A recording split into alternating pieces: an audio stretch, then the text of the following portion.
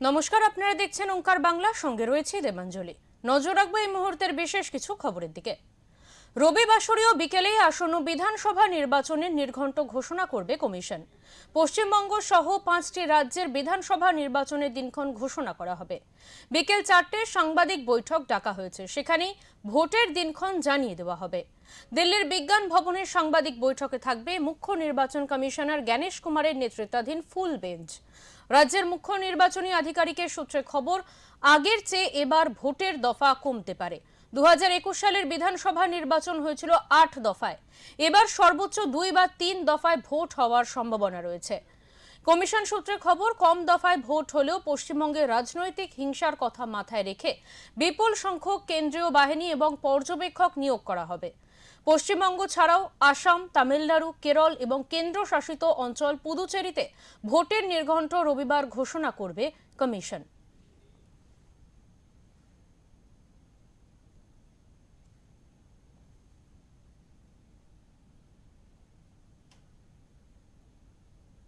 আমরা এই বিষয়ে কথা বলে নেব। আমাদের সঙ্গে রয়েছেন আমাদের এডিটর ইন চিফ বিপ্লব দাস। বিপ্লব দা, আজকে যেটা দেখা যাচ্ছে, রবিবার বিকেল বেলা কিন্তু ভোটের নির্ঘণ্ট প্রকাশিত হতে পারে। কি হতে পারে এর পরবর্তী যে প্রক্রিয়া রয়েছে? দেখো দেবাঞ্জলি, নির্বাচন কমিশন আমরা আগেই বলেছিলাম, আমাদের গত কয়েকদিন ধরে যে খবর আমরা প্রতিদিন ডে টু ডে করছিলাম, এবং তাতে কিন্তু আমি একটা কথা বলেছিলাম, নির্বাচন কমিশন 14 তারিখ মোদির সভা রয়েছে, তারপরেই 15 বা 16 তারিখের মধ্যে এই দিনক্ষণ ঘোষণা করবে। দেখো, আজকে কিন্তু 15 তারিখ, গতকাল নরেন্দ্র মোদীর সভা শেষ হয়েছে কলকাতায় ব্রিগেড প্যারেড গ্রাউন্ডে। প্রায় সরকারি প্রকল্প পশ্চিমবঙ্গের জন্য ঘোষণা করেছেন, আর তার ঠিক পরদিনই পশ্চিমবঙ্গ সহ 5 রাজ্যের নির্বাচনী নির্ঘণ্ট আজ প্রকাশ হতে চলেছে। বিকেল 4টায় নির্বাচন সদনে এই প্রেস কনফারেন্স হচ্ছে। আমরা যদি একটু পেছনে ফিরে তাকাই, 2021 সালের নির্বাচন, সেই 2021 সালের নির্বাচনে 26শে ফেব্রুয়ারি নির্বাচনের সময়সূচি ঘোষিত হয়েছিল। 2021 সালের 27শে মার্চ থেকে 29শে এপ্রিলের মধ্যে মোট 8টি পর্যায়ে নির্বাচন অনুষ্ঠিত হয়েছিল, এবং পরবর্তীকালে তারপরে 2রা মে ভোট গণনার হয়েছিল এবং নির্বাচনের ফল ঘোষিত হয়েছিল। এইবারে যা জানা যাচ্ছে, এইবারে নির্বাচন কমিশনের বিভিন্ন সূত্র থেকে যা জানা যাচ্ছে, এইবারে ভোট হতে পারে 3 দফায়। আজকে 15 তারিখ, এর আগে 26শে ফেব্রুয়ারি হয়েছিল গত 2021 সালে। অর্থাৎ আমরা যদি দেখি, প্রায় 17-18 দিন পিছিয়ে গেছি, হ্যাঁ, এসআইআর এর প্রক্রিয়ার কারণে। ঠিক আছে, গত 28শে ফেব্রুয়ারি এসআইআর এর যে ভোটার তালিকা সেটা প্রকাশিত হয়েছে, স্বচ্ছ ভোটার তালিকা প্রকাশিত হয়েছে। যদিও তা নিয়ে অনেক বিতর্ক আছে, কারণ 60 লক্ষ মানুষ এখনো কিন্তু লজিক্যাল ডিসক্রিমিনেন্সি বিবেচনাধীন রয়েছে। হাইকোর্ট যার বিবেচনা করবে, যার বিচার করে কারা থাকবে থাকবে না, এটা কিন্তু হবে। আমি এই বিষয়ে পরে আসছি। কিন্তু নির্বাচন কমিশন এইবারে 2 থেকে 3 দফা নির্বাচন করা হবে বলে আমরা যেরকম বারবার বলেছিলাম, মোটামুটি তাই হচ্ছে। উত্তরবঙ্গ, দক্ষিণবঙ্গ 2 দিন নির্বাচন হবে, এবং রাঢ়বঙ্গ অর্থাৎ ঝাড়গ্রাম, পুরুলিয়া, জঙ্গলমহল যে অঞ্চলগুলো রয়েছে সেখানে হয়তো 1 দিন। মোট 3 দফা নির্বাচন এবার হতে চলেছে যা জানা যাচ্ছে। এবং সম্ভবত আজকে যেহেতু 15 তারিখ, আগামী 15ই এপ্রিল, আজকে যদি দেখা যায় যে 15ই মার্চ, এবং এই 15ই মার্চ অর্থাৎ আজকে আমরা যদি দেখি 1 মাস বাদে কিন্তু পয়লা বৈশাখ, শুভ নববর্ষ। তো এই শুভ নববর্ষ কাটিয়ে সম্ভবত 17 বা 18 তারিখে প্রথম দফা নির্বাচন হবার সম্ভাবনা রয়েছে। তারপরের সপ্তাহে হয়তো দেখা যাবে সম্ভবত 23 বা 24-এ একটা, এবং তারপরে সম্ভবত 30 এপ্রিল। এই 3 দফায় নির্বাচন হতে চলেছে। এবং 3 মে এর যে ফলাফল, অর্থাৎ নির্বাচনী যে ফলাফল, সেই নির্বাচনী ফলাফলের দিন ঘোষিত হতে পারে। এই নিয়ে এখন যতক্ষণ পর্যন্ত নির্বাচন কমিশন বিকেল 4টে বাজলেই আমরা জেনে যাব যে কি হতে চলেছে, আর কি কবে কবে নির্বাচন হতে চলেছে। তবে আমার কাছে যা খবর, আমি বলে দিলাম যে এই 3 দফায় নির্বাচন হবে, এবং 3 তারিখ ওই দিন ফলাফল প্রকাশ হবে। বিপ্লবদা, দ্বিতীয়ত একটা বিষয়ে জানতে চাইবো যে বহু মানুষের এখনো পর্যন্ত ভাগ্য নির্ধারণ হয়নি ভোটার তালিকায়, যে প্রসঙ্গে আপনি ছিলেন। সেই ক্ষেত্রে দাঁড়িয়ে তাদের ভবিষ্যৎ গণনা কিভাবে হবে, কি করবে তারা, কি জানা যাচ্ছে সে বিষয়ে? দেখো, এখন পর্যন্ত যা খবর যে 60 লক্ষেরও বেশি মানুষের নাম লজিক্যাল ডিসক্রিপিয়েন্সিতে আটকে ছিল, অর্থাৎ তথ্যগত সমস্যার জন্য আটকে ছিল। হুম এবং সুপ্রিম কোর্ট নির্দেশ দিয়েছিল যে না রাজ্য সরকার না নির্বাচন কমিশন কেউ কারোর উপর বিশ্বাস রাখছে না। হুম অথচ দুজনেই একটা সাংবিধানিক সংস্থা। তো এই যে কারোর উপর যখন বিশ্বাস নেই, সেখানে হস্তক্ষেপ করে সুপ্রিম কোর্ট এটা হাইকোর্টকে নির্দেশ দিয়েছে যে হাইকোর্টের বিচারপতিরা, হাইকোর্টে নিযুক্ত বিচারপতিরা তারাই কিন্তু নির্ধারণ করবেন এই 60 লক্ষেরও বেশি যাদের তথ্যগত সমস্যা রয়েছে নামে, সেটা তারা বিচার করবেন। এখনো পর্যন্ত যা জানা যাচ্ছে 15 লক্ষর কাছাকাছি কাজ সমাপ্ত হয়েছে। হুম 15 লক্ষের মধ্যে প্রায় ওই 5 থেকে 6 লক্ষের কাছাকাছি, 5.5 থেকে 6 লক্ষের কাছাকাছি নাম কিন্তু এখনো পর্যন্ত পুরোপুরি বাদ যাচ্ছে। হুম যদিও এটা সূত্রের খবর, কিন্তু সেটা এখনো নির্বাচন কমিশন হয়তো একটা সাপ্লিমেন্ট, স্বচ্ছ ভোটার তালিকা যে প্রকাশ হয়েছে, সেই স্বচ্ছ ভোটার তালিকা যে সাপ্লিমেন্ট হয়তো একটা প্রকাশ করবে এর মধ্যে, হয়তো আগামী 2-1 দিনের মধ্যেই সেটা করবে। কিন্তু বাকি যেগুলো রয়েছে সেগুলো হয়তো নির্বাচনের আগেই সেগুলো নিষ্পত্তি করবে। হুম কিন্তু এর মধ্যে অনেক গুলো বিষয় জড়িত রয়েছে, যেটা হচ্ছে যাদের নাম বাদ যাবে, হুম যাদের নাম ভোটার তালিকায় থাকবে না, বিচারপতিরা বিচার করার পরে তারা যখন দেখবেন যে এদের নাম নেই, হুম সেখানে তো অনেকেই তো বৈধ ভোটার ছিল, হুম কেন তাদের নাম বাদ, এটা নিয়ে কি মামলা হতে পারে? এরকম কিন্তু অনেকগুলো বিষয় ঘুরপাক খাচ্ছে। নির্বাচন কমিশনের কাজ করে যাচ্ছে, কিন্তু যদি এই যে কারণ নির্বাচন কমিশন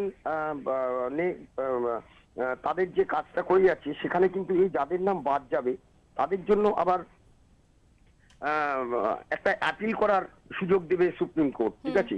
এবার সেই অ্যাপিলে আবার করতে গেলে তো সেটা কি এই যে নির্ঘণ্ট এই ভোটের মধ্যে সেটা কি সম্ভব? মানে এগুলো অনেকগুলো প্রশ্ন আসছে, এবং তা নিয়ে কি আবার মামলা হতে পারে? সেক্ষেত্রে কি হতে পারে, বৈধ ভোটার যদি বলে যে আমি তো ভোট দান আমার অধিকার, 142 সংবিধানের যে ধারাটা রয়েছে, এইটা যদি দেখা যায়, তা এইটা নিয়ে যদি আলোচনা করা যায়, অনেক বিষয় কিন্তু এতে জড়িত। তো সেই জায়গাটা থেকে বলা যাচ্ছে না, হয়তো ভোটের নির্ঘণ্ট ঘোষণা হচ্ছে, কিন্তু আদৌ কি ভোট ওই ডেটে বা এই যে দিনগুলোতে দিনক্ষণ ঘোষণা করছে পশ্চিমবঙ্গের জন্য, সেই দিনে কি নির্বাচন হবে, এইটা নিয়ে কিন্তু এখনো রাজনৈতিক মহল তো বটেই, প্রশাসনিক মহল এবং যারা আইন নিয়ে চর্চা করেন তাদের মনেও কিন্তু এই প্রশ্ন জাগছে যে আদৌ নির্বাচনটা করা সম্ভব কিনা।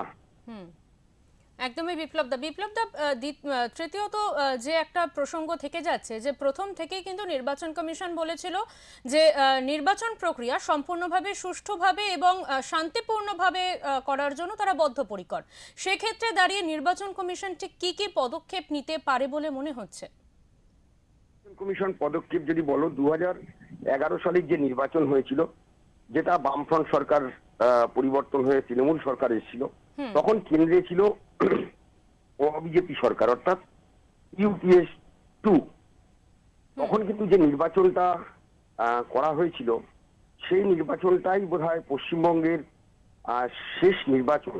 তারপর যতগুলো নির্বাচন হয়েছে সমস্ত নির্বাচন নিয়ে কিন্তু প্রশ্ন রয়েছে। কিন্তু 2011 সালে নির্বাচন মানুষ দেখেছিল যে বাম জমানায় যেভাবে সায়েন্টিফিক রিগিং, মানুষকে ভয় দেখিয়ে বুথে আসতে দেওয়া হতো না, মানে এই যে পুরো বিষয়টা, সেটা কিন্তু দক্ষভাবে সামলিয়েছিল কেন্দ্রীয় বাহিনী। অর্থাৎ কেন্দ্রীয় বাহিনী চাইলে সব পারে, কিন্তু তারপরে এখানে দফা বেড়েছে, এখানে কেন্দ্রীয় বাহিনীর সংখ্যা বেড়েছে,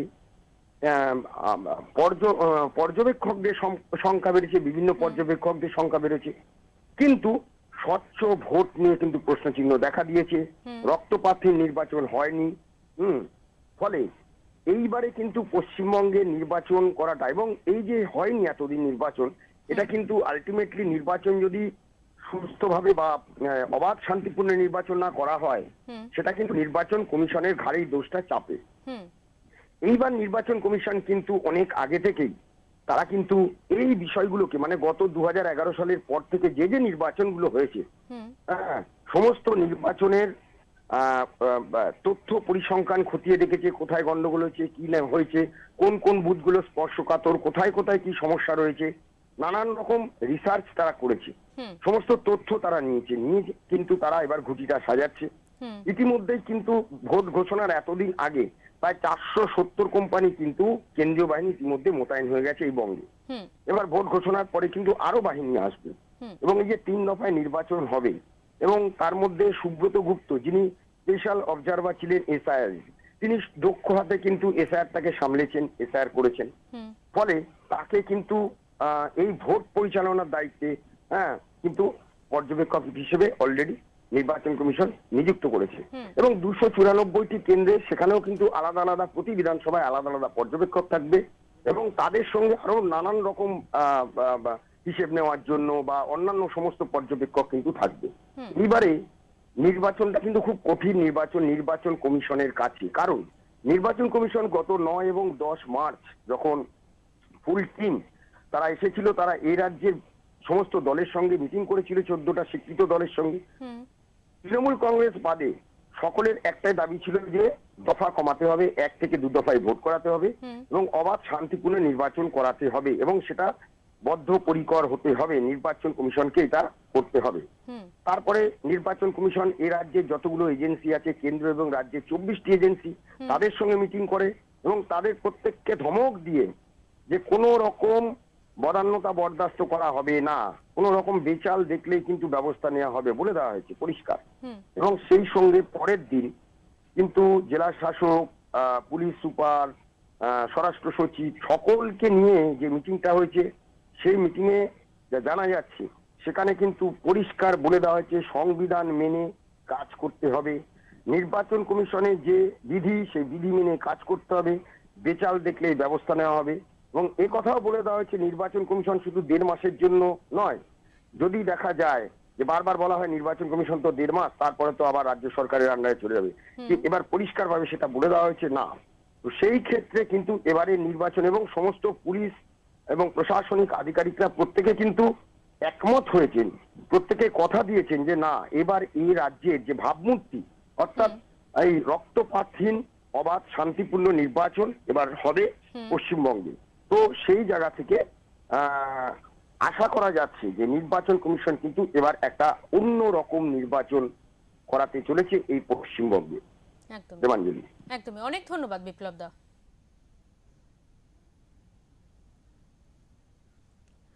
যে খবর এই মুহূর্তে আমরা তুলে ধরছিলাম আপনাদের সামনে, বিভিন্ন তথ্য আমাদের সামনে আমাদের চিফ এডিটর তিনি তুলে ধরলেন। আজকে কিন্তু বিকেল 4টে নাগাদ, রবিবার বিকেল 4টে নাগাদ পশ্চিমবঙ্গ সহ 5টি রাজ্যের বিধানসভা নির্বাচনের দিনক্ষণ ঘোষণা হতে চলেছে।